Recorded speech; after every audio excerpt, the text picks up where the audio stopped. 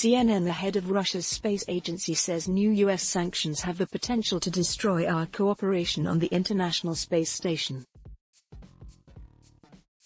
There are currently 4 NASA astronauts, 2 Russian cosmonauts and 1 European astronaut living and working on board the orbiting outpost.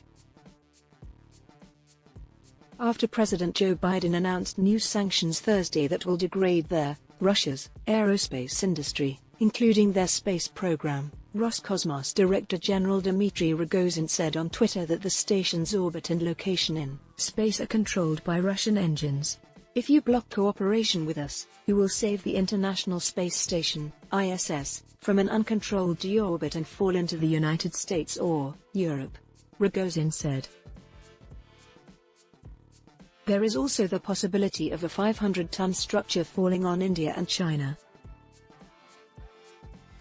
Do you want to threaten them with such a prospect? The ISS does not fly over Russia, therefore all the risks are yours. Are you ready for them? A NASA spokesperson told CNN that it continues working with all our international partners, including the state space corporation Roscosmos, for the ongoing safe operations of the International Space Station.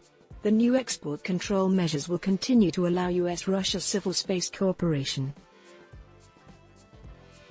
No changes are planned to the agency's support for ongoing in-orbit and ground station operations.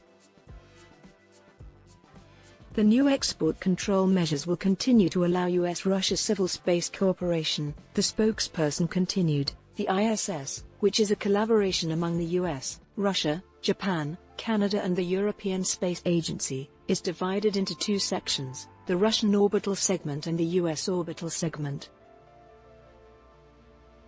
The Russian segment can't function without the electricity on the American side, and the American side can't function without the propulsion systems that are on the Russian side, former NASA astronaut Garrett Reisman told CNN. So you can't do an amicable divorce. You can't do a conscious uncoupling.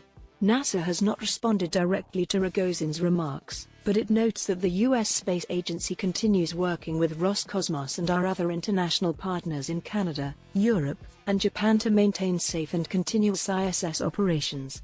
But British Prime Minister Boris Johnson explicitly questioned the future of the International Space Station while speaking on the floor of the House of Commons on Thursday. I've been broadly in favour of continuing artistic and scientific collaboration, Johnson said.